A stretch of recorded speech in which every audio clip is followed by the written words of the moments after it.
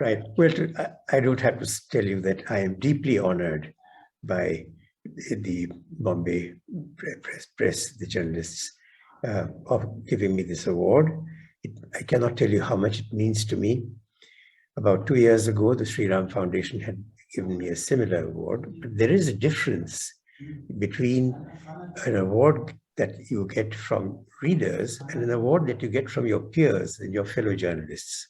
And it's that extra thing that makes this award to be very, very special.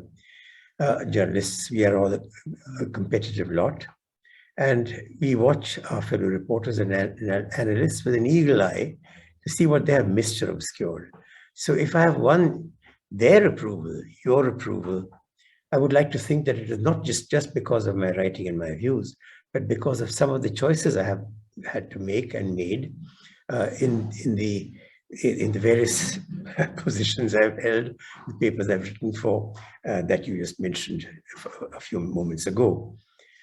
Yes, I did return to India in 1966 after 5 years in the UN. And it was because at a certain point, when I was serving as an assistant representative of the UNDP in Damascus, I began to feel that I was having too good a time. All of life till then felt like a holiday. And I felt that it was time to get down to work. And work for me meant that I should go back to India. I don't know when precisely I decided I should do this. It could have been one February in 1966 when I was woken up early in the morning by bullets slamming into the wall of the room in which I was sleeping. And when I woke up, I found myself in the middle of a very bloody coup in which more than 400 people were killed.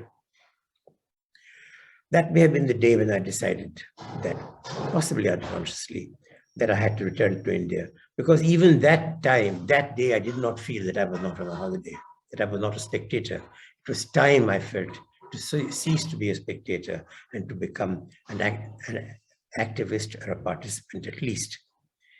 I had been offered a job by the Hindustan Times, so I came back to that. And I was only too glad to accept. Since then, I've had ups and downs in the career. Some of them have been touched upon. But the most important point about this entire period is I have never once regretted coming back. I have never once felt a moment when I did not feel utterly and totally engaged with what was happening in India, whether in elation or in despair. It was India, India, and India. And I hope that it is that kind of feeling in me somehow that I've managed to convey to you, which would have, triggered some of you to want to give me this award. Once again, I thank you for that. I'd like to just dwell for a few minutes upon my life and upon the people who I'm beholden to for having done whatever I have done.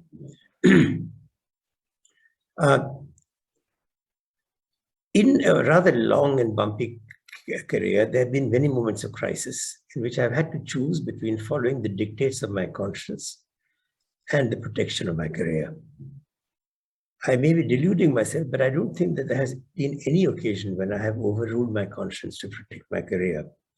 I would like to believe that that is the reason why you have bestowed this singular honor upon me, and that you too think that through all the vicissitudes of life, I have been unswervingly true to the ethics of our profession. In any case, I would like to continue believing that. If you think I'm wrong, please don't tell me so. Remaining true to our calling as journalists has made it very easy, in fact, relatively easy, for me to identify and tell you about the two great editors under whom I had the good fortune to serve and who, to a very great extent, shaped my life. The first was Sri Bulgaonkar, the editor of the Hindustan Times. The second was Shamlal, perhaps the greatest editor of his generation, who took me under his wing when I joined the Times of India in 1969. On the day I joined the Hindustan Times, Bulgaonkar told me why I would never regret having come back. This is what he told me. He said, I was a foreign correspondent for 16 years, 9 of them in London and 7 in Paris. I enjoyed every moment of my time in both cities, but I never felt a sense of commitment the way I felt it when I returned to India. And I think you will feel the same. After that, he said, what would you like for a drink?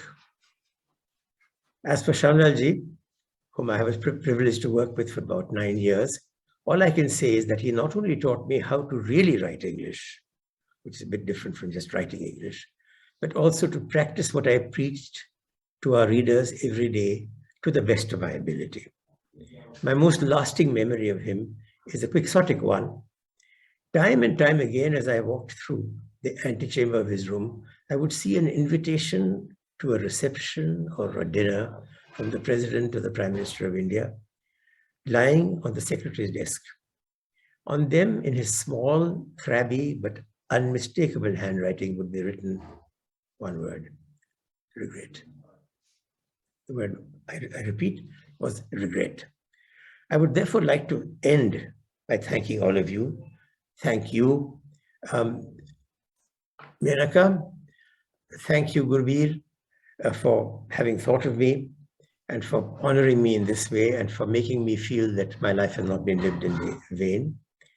But also for giving me the opportunity to acknowledge the debt I owe to these great departed souls whom I just mentioned. Thank you. Mr. Jha, if I may ask you a question tonight, Sure. Since we have you with us.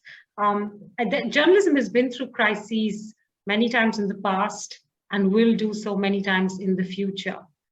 When you look at the state of journalism today and the many forces acting for and against it, some of them technology, others political, how do you assess the state of journalism in India today and what young journalists can do to better understand and cope with many of these forces?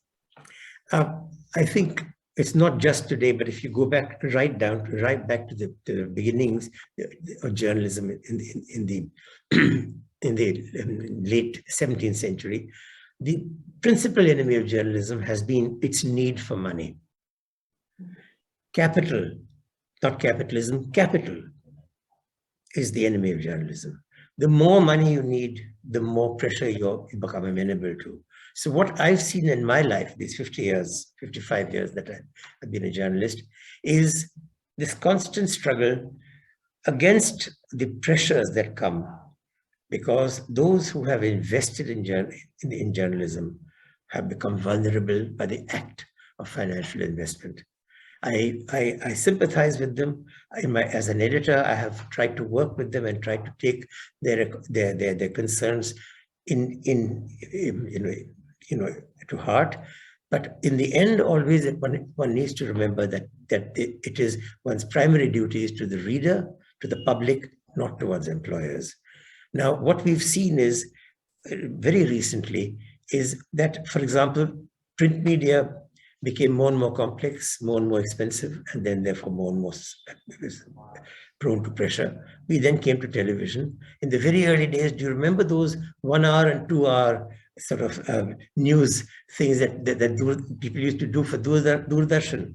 How much energy there was, how much positivity, how much willingness to take on the establishment. Now that went when the great big television houses were set up. Then we've now got the revolution moving online, and I hope it will stay there. But as you know, our sort of great government here is doing everything it can to make sure that every single person who ever goes on into online journalism is tracked and one day may be trapped, as we have seen with the people in the Bhima Koregaon case. It can happen to any one of us, but we have to keep fighting. Sir, many young journalists across different media today are facing very serious mental health questions. The pressures of deadline, the pressures of technology, all news seems so much more personal, so much more direct. And of course, the other pressures that you've just discussed, whether they're political or from owners.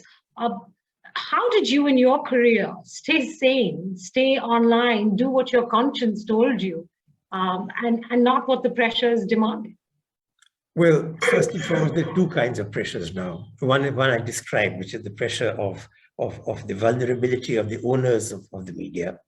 But the second pressure that is coming now is the pressure of 24-hour journalism. Yes. And that is a terrific pressure. It does not give you time to think. The difference between when I joined journalism in the 1960s and today is that we had time to think. The technology was such that your readers were exposed to the news only a few times a day on radio or television. In our case, it was only about twice a day, morning and evening, on India radio, or in a handful of papers which you got every morning. So there was 24 hours before the next dose came to you. So now we had time to think, and we had also time to read, therefore. Today, I find that there's more and more books being written, more and more articles being written, but less and less time to read them.